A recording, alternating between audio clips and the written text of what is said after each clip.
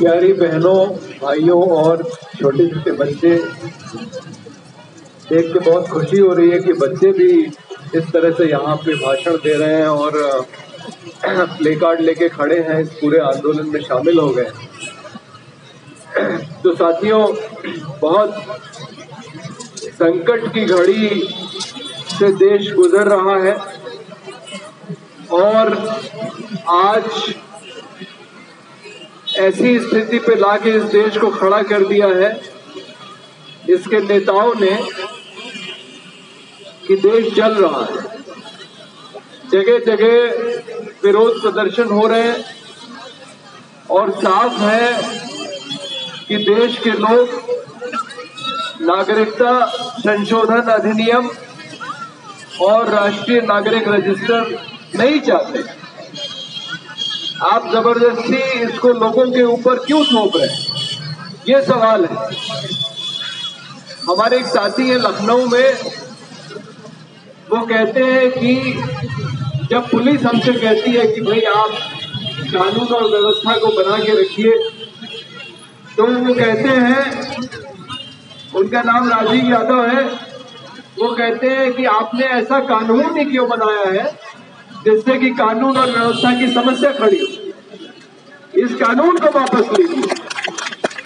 इस देश की जनता की मांग है कि राष्ट्रीय नागरिक रजिस्टर की प्रक्रिया और नागरिकता संशोधन कानून को वापस लिया जाए।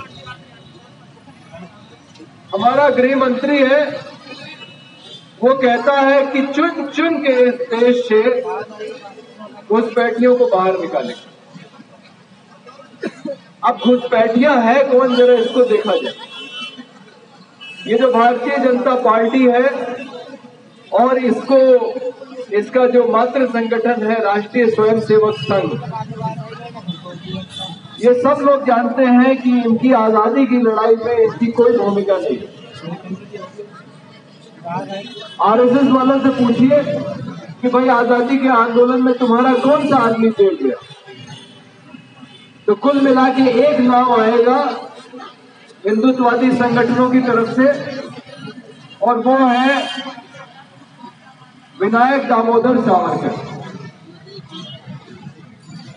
याद रखिएगा, नरेंद्र मोदी के नाम के बीच में भी दामोदर लगा। अब ये जो सावरकर साहब है, ये जेल गए थे, ये बात तो सही है, लेकिन हिंदुस्तान की आजादी की लड़ाई में सिर्फ 3 लोग ऐसे हैं जो जेल से माफी मांग के बाहर आए अंग्रेजों से।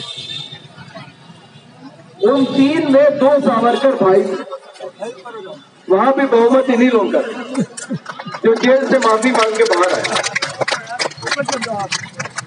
तो जेल से माफी मांग के बाहर आए, अंग्रेजों से पेंशन लेते थे। आपने सुना है कोई आजादी की लड़ाई लड़ने वाला जो अंग्रेजों से पेंशन लेता हो? लेकिन सावरकर अंग्रेजों से पेंशन लेते थे और एक कलेक्टर के पास गए अपनी पेंशन बढ़वाने के लिए। तो कलेक्टर ने कहा, आपको शर्म आनी चाहिए, आपकी पेंशन मेरी तनख्वाह से ज्यादा है। आपने सुना है किसी की पेंशन तनख्वाह से ज्यादा हो? एक अधिकारी की तनख्वाह। उसने कहा कि आपकी पेंशन मेरी तनख्वाह से ज्यादा है, आपको कितना पैसा चाहिए? तो ऐसे तो इनके वीर लोग रहे हैं, इस आदमी के नाम के साथ वीर भी लगाया जाता है, जो अंग्रेजों से पेंशन लेके आजादी की लड़ाई लड़ते थे और माफी मांग के जेल के बाहर आए।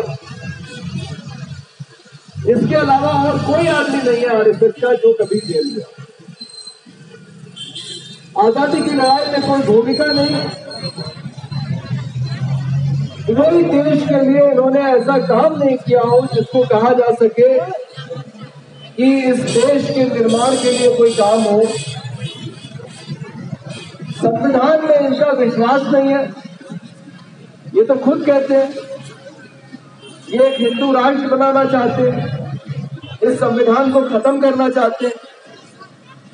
लोकतंत्र में इनका विश्वास नहीं है। जिस तरह से ये फैसले लेते हैं जिस तरह से कश्मीर का फैसला हुआ एक दिन के अंदर, कोई बहस नहीं। कश्मीर का जो सबसे वरिष्ठ सांसद है, जिसके पिताजी की वजह से जम्मू कश्मीर भारत का हिस्सा बना, उसको इन्होंने आज तक नजरबंद करके रखा हुआ। फारूक अब्दुल्ला को, उसको घर से बाहर नहीं निकलने दे रहे हैं। बिना उसके संसद में हुए कश्मीर पे बड़ा फैसला लिया गया।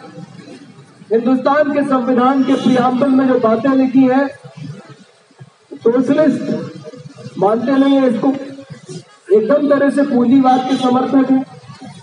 नरेंद्र मोदी के सबसे अच्छे दोस्त और जिनकी वजह से ये प्रधानमंत्री बने हुए हैं वो है अडानी और अंबानी।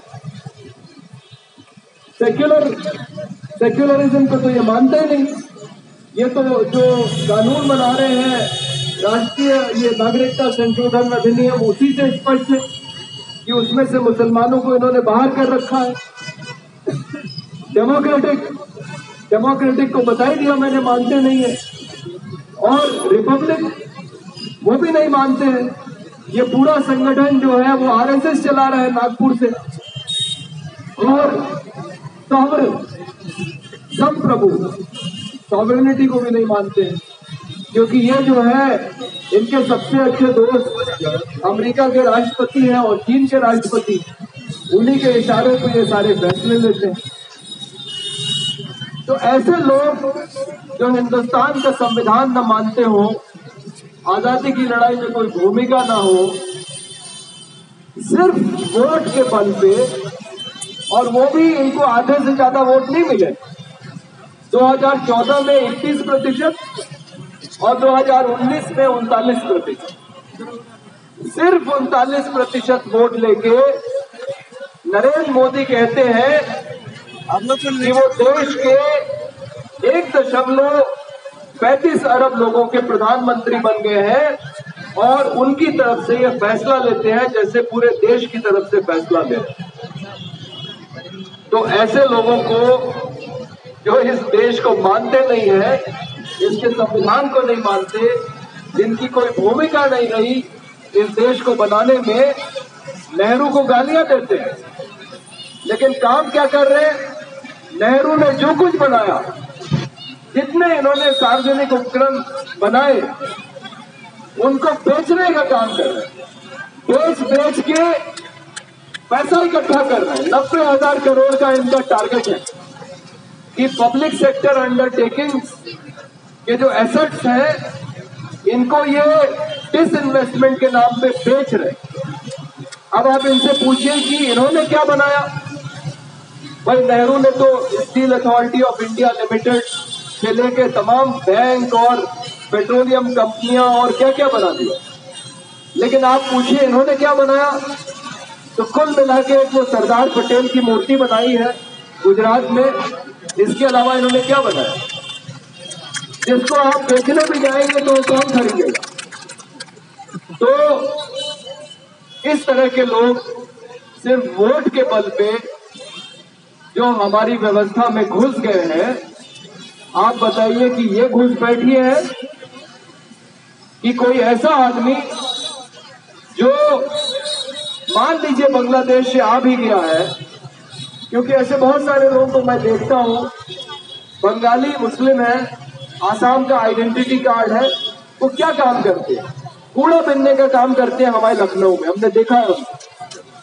वो आदमी जो बांग्लादेश से आया भी है, अगर यहाँ कूड़ा बिनने का काम कर रहा है, वो ज्यादा खतरनाक है कि ऐसे लोग ज्यादा खतरनाक है जो इस देश का पैसा लेके भाग गए? विजय मल्ल्या, नीरव मोदी, इनकी पार्टी के अंदर ऐसे लोग हैं जिनके ऊपर बलात्कार का आरोप साबित है और आज भी विधायक बने हुए हैं। कुलदीप सिंह सेंगर, ऐसे लोग हैं इस देश के बड़े बड़े अधिकारी, आज जो बता रहे हैं लोगों को कि आप पाकिस्तान चले जाइए, जिन्होंने करोड़ों रुपए का भ्रष्टाचार किया है। ऐसे लोग इस देश के लिए ज्यादा खतरनाक है कि वो गरीब आदमी जो अपना रोजगार करने के लिए आया है। इस पूरी दुनिया में रोजगार के लिए बहुत सारे लोग अपने देश छोड़ के दूसरे देशों में जाते हैं, हिंदुस्तान से कितने लोग दुबई से लेके और अमेरिका तक अवैध तरीके से जाते हैं। आप गुजरात में चले जाइए, 30 से 50 लाख में आपका पासपोर्ट वीजा बन जाएगा अमेरिका जाने के लिए। तो रोजगार के लिए लोग पानी के जहाजों में नीचे छिप के जहां सामान रखा जाता है, गरीब देशों से ऐसे देशों में जाते हैं जहां रोजगार की संभावना है। तो इसमें कौन सी बड़ी आफत आ गई अगर कुछ लोग बांग्लादेश से आए हैं इस देश में अपने रोजगार के लिए। जो सभ्य देश है जैसे अमेरिका है, अगर आप वहां जाइए तो आपको भले ही अमेरिका की नागरिकता ना मिले लेकिन काम करने का अधिकार मिल जाता है, वर्क परमिट उसको कहते हैं। अरे भाई, जितने लोग बांग्लादेश से आए हैं कूड़ा बिन में, उनको वर्क परमिट दे दो ना, उनको नागरिकता मत दो, लेकिन वर्क परमिट क्यों नहीं देते आप? आसाम का डीजीपी मेरा दोस्त है, कुलाधर साइकिया, वो कहता है रोज सुबह बांग्लादेश से ऐसे लोग आते हैं सीमा पार करके, जो मजदूरी करके शाम को अपने घर वापस चले जाते हैं। आज भी, आज की तारीख में भी। तो लोग रोजगार के लिए एक देश से दूसरे देश में जाते हैं, कुछ वहां रह जाते हैं, उनको आप काम करने का अधिकार दीजिए। क्योंकि हमारा मानना ये है, मैं सोशलिस्ट पार्टी इंडिया का उपाध्यक्ष हूँ। ये पार्टी वो पार्टी है जो जस्टिस राजेंद्र सच्चर ने जिसको जिंदा किया है, ये डॉक्टर राम मनोहर लोहिया, आचार्य नरेंद्र देव और जयप्रकाश नारायण की पार्टी है। हमारी पार्टी का मानना है कि जो आदमी औरत इस धरती पे पैदा हो गया उसको जीने का अधिकार है और उसकी सारी न्यूनतम जरूरतें पूरी होनी चाहिए।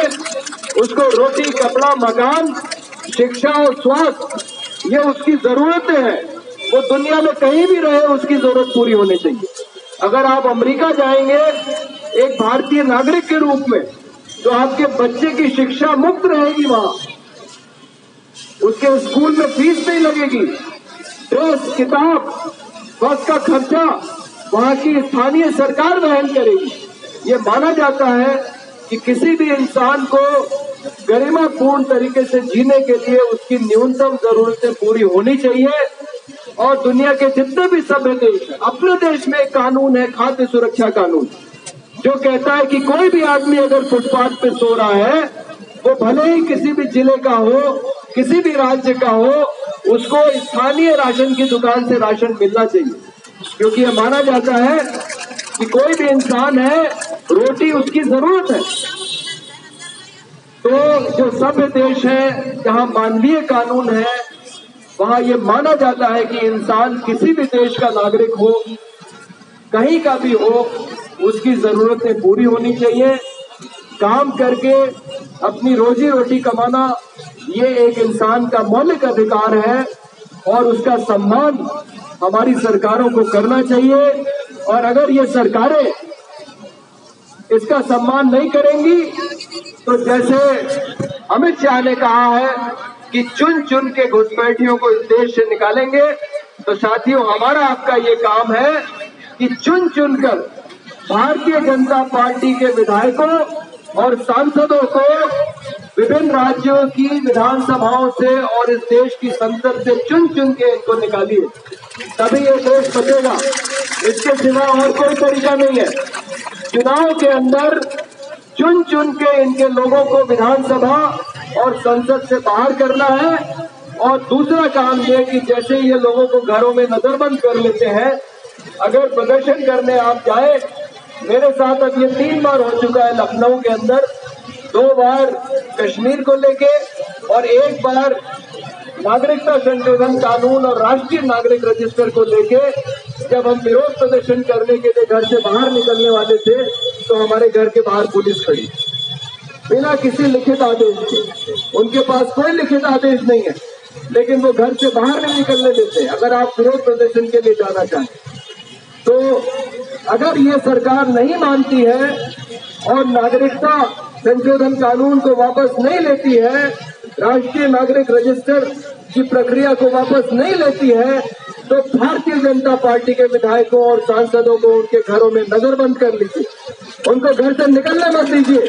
जब वो विधानसभा और संसद में जाएंगे नहीं तो कैसे कोई कानून पास करेंगे, ये हम भी देखेंगे।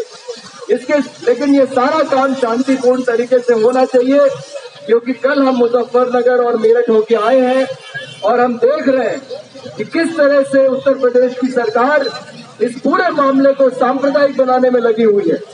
सड़क पे हिंदू मुस्लिम दोनों है। ये बहुत खुशी की बात है कि आजादी की लड़ाई वाला मंजर है और हिंदू मुस्लिम सड़क पे मिलके संगठित होके एक अत्याचारी, एक अन्याय करने वाली सरकार के खिलाफ लड़ रहे हैं, जैसे आजादी की लड़ाई लड़ी गई थी। लेकिन उत्तर प्रदेश की सरकार पूरी कोशिश कर रही है कि मामले को सांप्रदायिक रंग दिया जाए। जितनी एफआईआर हो रही है उसमें ज्यादातर जो नाम है वो मुसलमानों के नाम है। उत्तर प्रदेश के अंदर जो 16 जाने गई हैं गोली लगने से, वो सब मुस्लिम नौजवान हैं। हम लोग इसकी निंदा करते हैं। ये जो सांप्रदायिक नजरिया है उत्तर प्रदेश की सरकार का, हमारी कोशिश ये होनी चाहिए कि हमारा जो भी प्रदर्शन है, ये मैं जानता हूं कि जनता की तरफ से कोई हिंसा नहीं हुई है, कुछ घटनाएं जरूर हुई हैं, लेकिन पुलिस ने जो अत्याचार किया है वो बहुत ज्यादा है। उसके जो वीडियो और जो उसकी जो रिपोर्टें हम लोग को मिल रही हैं चरणजीत गवाहों से, तो शांतिपूर्ण ढंग से गांधी जी के रास्ते, सत्य और अहिंसा के रास्ते इस आंदोलन को आगे ले चलिए। और जब तक हम अपने मकसद में सफल न हो जाए, जब तक हम इनको इस देश की संसद और विधानसभाओं से बाहर न कर दें, तब तक हमारा काम पूरा नहीं होगा। बहुत बहुत शुक्रिया सर।